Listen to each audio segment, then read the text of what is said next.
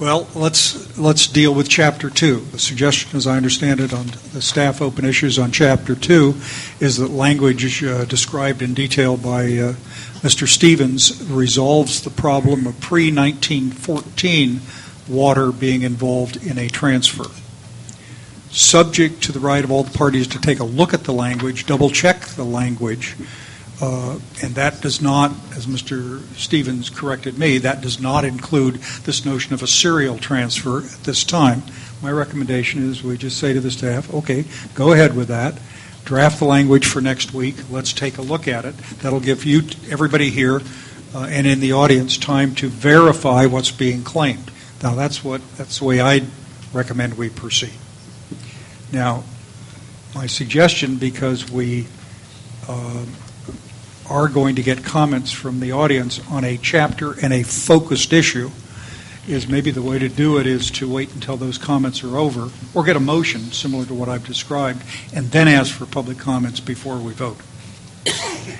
What are you, Don? Yeah, just a question though. So what about, then how do you embody in this what Joe was just describing about that you would then have the council to follow up, you have a committee structure to take a look at the issue? That's in Chapter 3. That's in Chapter 3. Yeah, that's what. Okay, got yeah. it. Yeah. Okay. Okay, so that'll be in a different chapter. Is there a way to make it clear so that the reader could follow all that, though? I mean, this is in Chapter 2. That reference is in Chapter 3. That may have even led to some of the... That's an example of the linkage that we talked about earlier, okay. And I think that's a valid comment that we need to make sure that somehow those linkages are clear. So the context is connected. So. Okay. Mr. Ray, my intent. I'm sorry. Yeah, I would say I don't know if this covers all the key issues in Chapter 2 that members of the panel wanted to raise, or if there was other things that they wanted to express before you move on to take public comment. Okay. Other things in Chapter 2. Mr. Zuckerman, then Mr. Rentz. I just wanted to make a comment that the so-called Interagency Implementation Committee, which I think appears probably for several times in several chapters, but probably for the first time in this draft, harkens back to CalFed, I think, and I'm not clear how you feel that you've circumvented the problems that were created in CalFed by a similar type of. We're statutorily directed to create and supervise that committee. And I'd love to get out of some of these things too, but I don't see how. But you've got some pretty good minds here and some awful experience with the CalFed situation. It seems to me you ought to be trying to improve upon that situation if you can, in spite of what the legislature may be requiring. Don?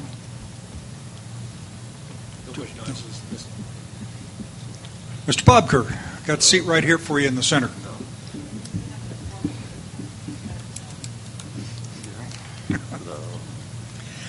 It's the problem with driving at 55 miles an hour everywhere. Thank you for coming. All right. Quite welcome. And I won't accumulate any more points, even for you. Okay. Mr. Rentz? Yes, sir. Thank you.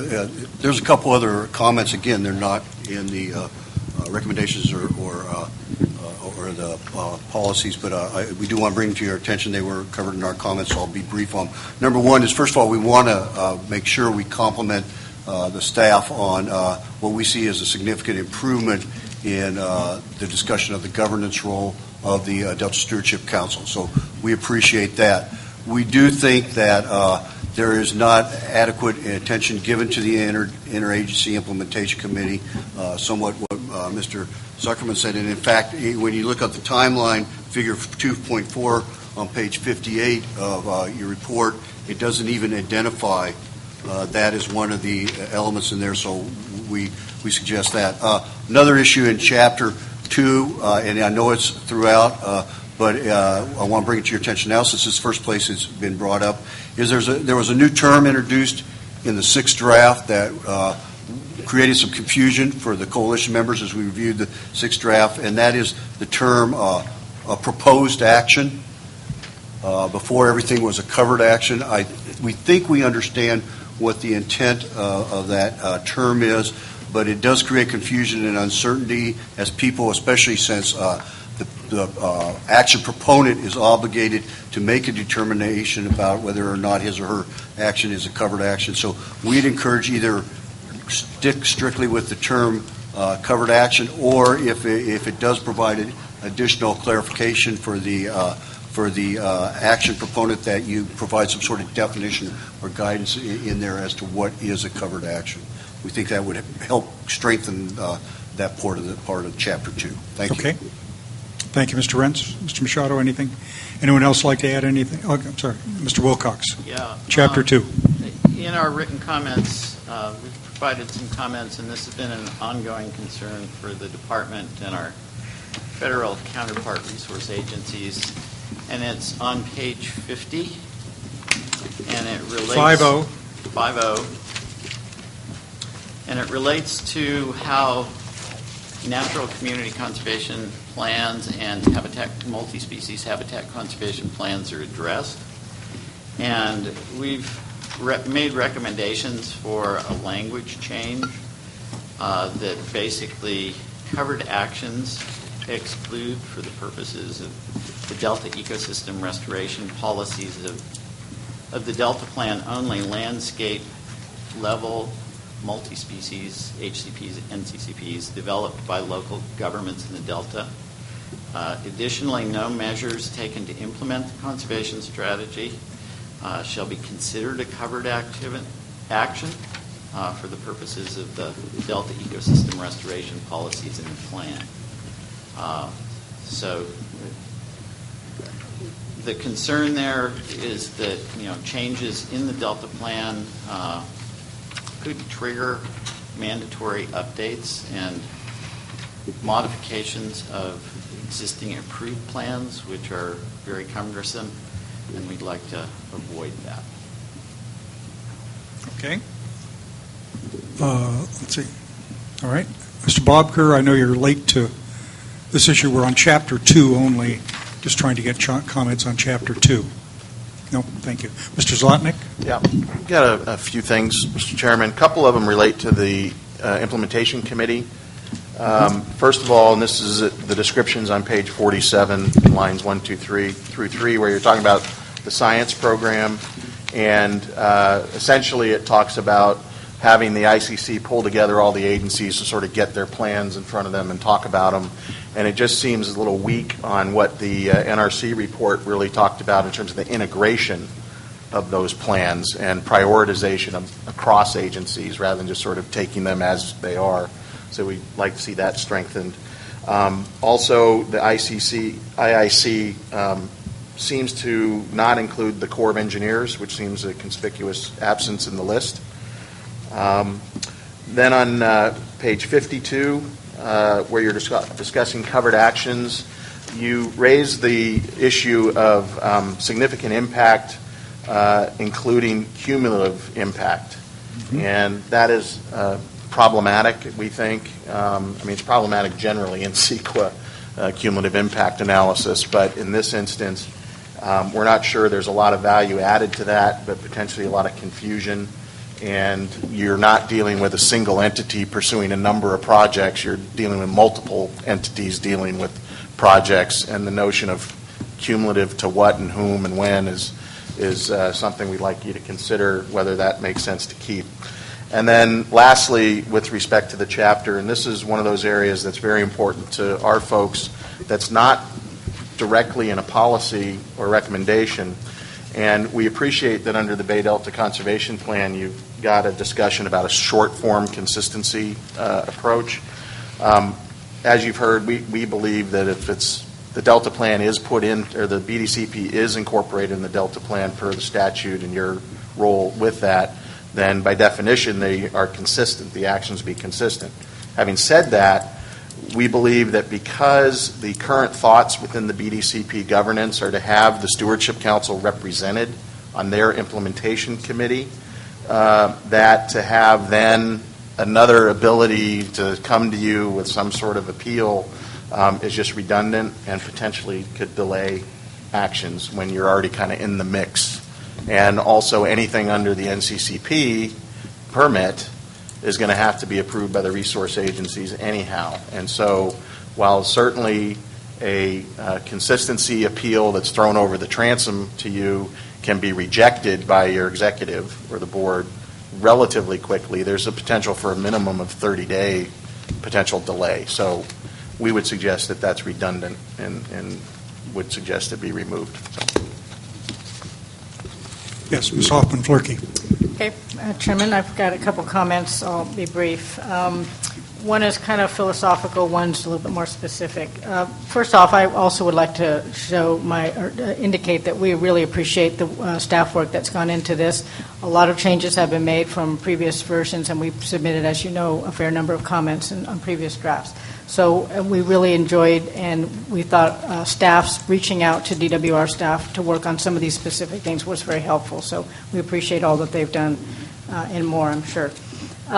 The philosophical thing, maybe a little bit, is on the beginning of the chapter 2, it talks about the committee of agencies that's identified, a government entity that would be formed to work through a lot of issues as the plan gets starting to get implemented.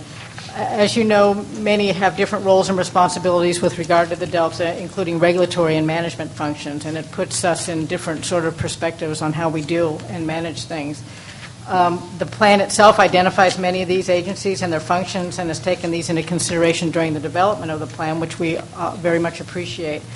My comment would be we think that the Council can take a leadership role in facilitating continued interaction and alignment of these organizations and their activities, leading to what we'd like to see are increased multi-objective planning and project implementation. There's too much already, a lot of siloed activities. We have flood management, we have ecosystem restoration, we have water management. I think we could do a lot better job, and we'd like to see the Council sort of take that role, that leadership role there.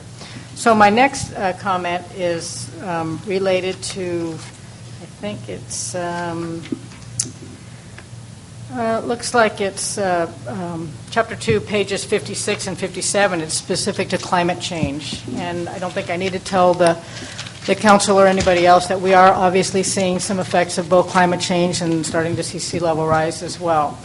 The staff draft does acknowledge that there are potential impacts, which is really good.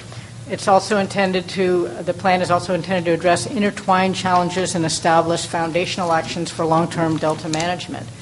To further the cause, we think that the Council has a unique opportunity at this time to provide leadership that improves climate change adaptation and mitigation planning for protection and implementation of Delta activities. What we'd like to see specifically, if there's a specific action here, is that we'd like to see the Council consider adding a requirement that covered actions must conform to state guidance for addressing climate change, including incorporating sea level rise projections into project planning and decision-making and ensuring consistency with state adaptation and mitigation strategies, actions, and goals established in 2009 under the California Climate Adaptation Strategy and AB 32 scoping. Are you suggesting statutorily or by our Delta plan that we commit to a declaration, the 2009 declaration? It used to be called the Governor's Climate Action Team, but it's got some new name now. I never can remember it. But that we should reference that specific decision and only adjust climate changes if that same body makes a change? Is that what you're suggesting? No, I think it's using those documents as sort of, more than reference points, but taking those into account as the Council takes into account climate change and brings everybody sort of into that same level of compliance, if you will, or at least considering those activities when you're approving projects, that everybody's doing the same with regard to climate change and sea level rise, actions that would affect and are impacted by climate change. Felicia? I think I understand. I like the sentiment, which is it's something that's real, it's something we reference, it's something that we should be aggressively incorporating into the work of this interagency committee. I'm not sure the exact language, but I agree with the sentiment. There have been suggestions over the years either that a statute should be passed establishing climate change projections for planning purposes. Mm-hmm. There have been suggestions made that the governor direct his Office of Research to develop kind of like the guidelines they give to local officials. There's been a suggestion was made to Governor Schwarzenegger that he simply establish as an executive order the assumptions on climate change that his commission had found. None of those have gone anywhere because everybody wants to establish an assumed level of change at a level that serves whatever their interests happen to be. You got a way out of that? That would be difficult for this body to probably establish those. I believe that our staff are in the process of providing some language that you might consider using. I don't have that with me today, but that will be incorporated into our larger comment packet. So you might at least consider Joe? that. Yeah, and I was going to say inherent in some of the language that DWR sent to us yesterday, it says that covered actions must conform to state guidance for addressing climate change, and we could put a requirement. So this goes beyond saying it's going to be part of the implementation committee. As I understand what DWR is suggesting is that we actually have a new part of our GP1, which is our general guidance for things. It says that covered actions must conform to state guidance, and we could leave it general for the guidance to be developed by the states. That way we're saying we don't know exactly what that is, sure. And it can change with time, or we could refer back to some specific document in the past. So we could do that. To some extent, there's already law that says you have to address climate change as part of CEQA, and we already have a requirement that you have to be consistent with existing law. So I think there's already some built in. I think it's fair to say the council's intrigued with your suggestions. Let us read this issue. Let the staff digest it. My hunch is that absent a statute that is mandatory planning standard or a methodology for all agencies, a governor's executive order is probably the next most efficient step to move in that direction. But you know, reflections from DWR would be helpful on that. Okay. I think certainly a question, and Chris probably has a point of view on this too, but you know, there are a wide variety of different kinds of actions that are going to be covered by the plan. Local governments are going to have to be, deciding if a conditional use permit for a marina expansion is going to be a covered action, and how the criteria that the governor's office has developed to deal with climate change might apply to that situation, and what sort of expectations we would be putting on a wide variety of agencies. Well, I'm not sure, and it makes me a little nervous because I won't speak for Mr. Machado, but local agencies have always been troubled by the notion of planning assumptions that might govern their behavior, even if they're discretionary legally. Mr. Machado. So I think that's a true statement with most locals. Yes, Mr. Rentz. Particularly coming from the commissions. Just to follow up on the suggestion that Joe put out there, while I appreciate the fact, and we all recognize that climate change is an issue we all will need to deal with over time. The one concern I do have with the suggestion was, if I understood you correctly, Joe, it would be something that put into GPP1, is that correct? Yes, and that was a specific language that was So it's a recommended policy by DWR. which has regulatory effect. And if I understood your language, what you're suggesting is that you should include a point in GPP1 that says you must comply with guidances, climate change guidances. My understanding of guidances is they may not necessarily have been adopted or the effect of any type of regulatory process, and so therefore, consequently, a guidance. And I got half a dozen guidance books for climate change regulation. So I just wanted to clarify, caution us on pursuing down the road of guidance. Ms. Hoffman-Flurkey, I think you've just found an indication of some of the reason why we lack precision, clarity, and directions to automatically include in planning ascertainable standards. Everybody wants to set their own. I get it. That is, of course, hard to call a common planning effort, but there you are. Well, one alternative would be to actually put this in our issues for further study and to be addressed in the near future. Well, the refinement of it. We have statutory, the legislation that establishes and involves the Delta Plan has a heavy reliance and reference to climate change as a driver of all of our policy decisions. So we can't just ignore it and study it for 100 years. We got to do something. I don't mind an ongoing review process of how to do it, the right levels, and so on. But my experience in government suggests to me that studies generally don't lead to action unless people start with somewhere. We would not have any building codes if we were studying safety requirements until everyone was satisfied. Mr. Chairman? Yeah. Pat? I have some concern that this is too much to tackle at this late time as a policy, particularly if we're going to investigate the implications of guidance and the potential for guidance to change over time. So either it goes into the category of recommendation or it goes to the parking lot, I would think. Okay. Thank you. Let us look at the Department of Water Resources language and then judge that particular issue. Okay.